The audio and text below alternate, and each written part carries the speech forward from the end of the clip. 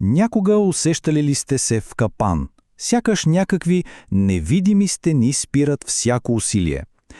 Днес ще надникнем в една изключително мощна техника, която обещава точно това – да разбие тези вериги и да отключи живота, за който всеки тайно копне. Хайде, спрете за момент и бъдете честни. Наистина честни. Има ли го това усещане, че нещо просто ви задържа? Че се въртите в един и същи омагьосан кръг и няма излизане колкото и да се стараете? Повярвайте, това усещане е до болка познато на страшно много хора. Какво може да е това? Може би е онази постоянна тревожност, която стяга гърдите всяка сутрин. Или пък финансовият натиск, който просто не дава мира, нали? А може би са онези изтощителни връзки, които изцеждат и последната капка енергия. Или онзи дълбок парализиращ страх, който пречи да се живее пълноценно. Каквото и да е, тези усещания са абсолютно реални и да, те са изключително ограничаващи. А сега нещо, което е меко казано шокиращо. Замислете се върху това число – 95%. Около 95% от хората никога, ама никога не достигат истинския си потенциал. И причината? Не е липса на старание.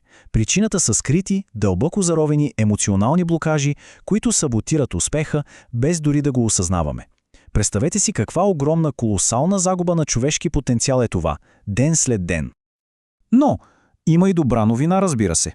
И тя е, че съществува една, удивително ефективна техника, която буквално преобразява живота на хиляди хора по света. Дава им инструментите, с които сами да разрушат тези вътрешни стени.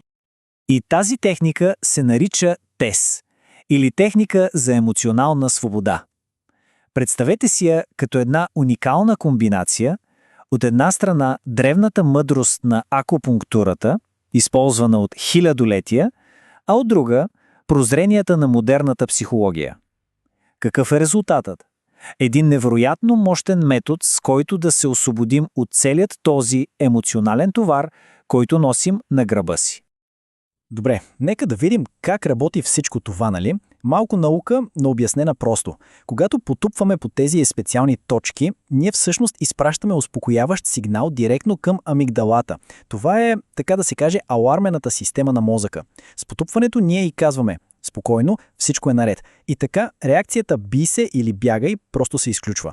В същото време нивата на кортизол, основният хормон на стреса, започват да падат, и то драстично. Изследванията показват спад близо 25% само след една сесия. Но може би най-хубавото е, че това потупване прекъсва невронната връзка между някой спомен и лошото чувство, свързано с него. Просто ги разделя.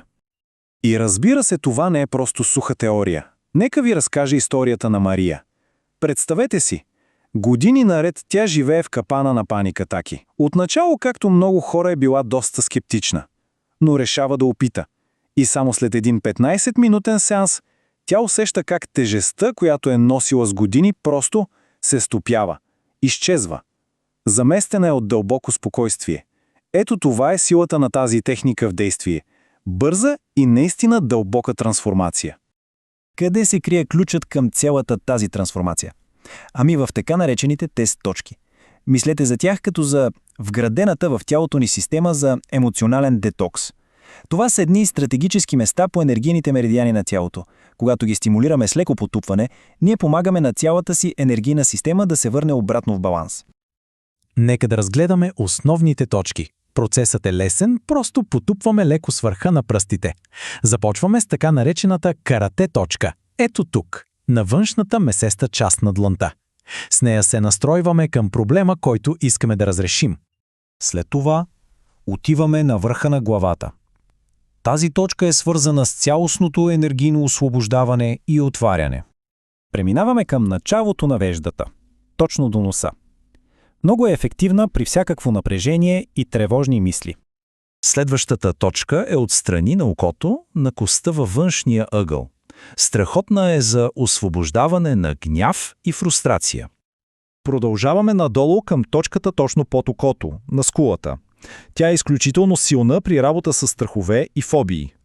Следващата точка се намира под носа, в тръпчинката над горната устна. Тя помага при освобождаване на чувства на срам или неудобство. Слизаме още малко към точката на брадичката, в гънката между долната устна и самата брадичка. Тя пък облегчава разочарование и несигурност. Сега идва ред на точката на ключицата. Намира се там, където ключицата и гръдната кост се срещат. Потупването тук помага при усещане за блокаж и несигурност.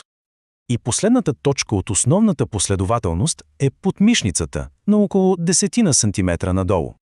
Тя е много ефективна при безпокойство и притеснение. И ето колко е просто всичко това на практика. Нарича се основната рецепта. Първа стъпка – избирате един конкретен проблем. Само един. Втора стъпка – оценявате колко силно го усещате в момента по скала от 0 до 10. Трета стъпка – създавате си настройваща фраза и започвате да потупвате карате точката. След това, четвърта стъпка – минавате през всичките 8 точки, които видяхме, докато повтаряте кратка напомняща фраза. Накрая, пета стъпка – поемате дълбоко дъх и пак оценявате интензитета. Ако все още е висок, просто повтаряте процеса, колкото пъти е нужно. Виждате ли? Наистина е просто. И сега, може би се питате, за какво точно помага ТЕС? Ами, приложенията са направо необятни. От ежедневни негативни емоции, като тревожност, гняв, срам, през всякакви страхове и фобии. Страх от публично говорене, от летене, от паяци, каквото се сетите. До работа с наистина дълбоки минали травми. Но не спира до тук. С ТЕС може да се работи и върху онези коварни, ограничаващи вярвания за парите, за успеха, за здравето.